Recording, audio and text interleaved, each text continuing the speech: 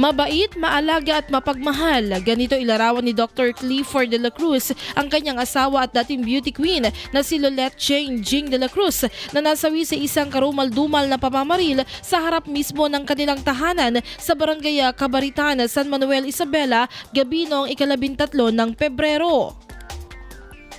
As of now po, siyempre, in shock pa rin kami. Ako, mga anak ko, mga magulang ng ni Jing, tapos mga relatives niya. So, lahat pa rin kami shock talaga kasi nga talagang hindi namin ina-expect to na may mangyayaring ganitong karumal-dumal na krimen.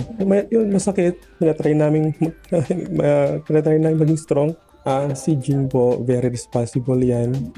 Sweet. Sobrang maasikaso sa mga anak. Laging kanyan.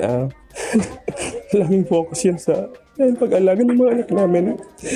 Ever since yung sa una naming anak, si Juno, na 10 years old, hanggang ngayon, halos consistent siya. Tapos yun, mapagmahal na asawa. Tapos ma-responsibilidad na anak. Ayon sa ulat ng pulisya, bago mangyari ang insidente ay pauwi na sa kanilang bahay ang biktima kasama ang kanyang ama at mga anak sakay ang kanilang sasakyan.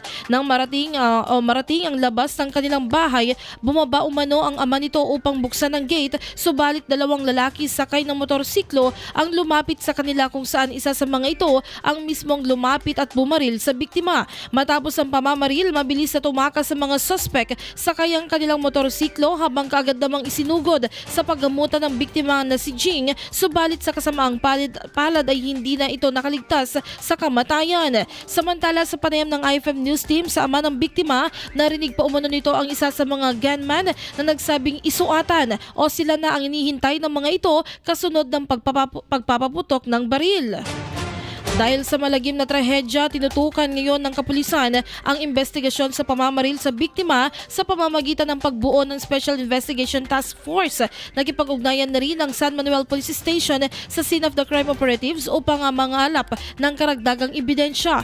Matapos ang karumal-dumal na pagkasawi ni Jing, marami ang nakidalamhati at umalala sa karangalang inuwi nito sa bayan ng San Manuel, Isabela matapos na maging kinatawan ng Miss Earth Philippines 2013 at tanghalin bilang runner-up.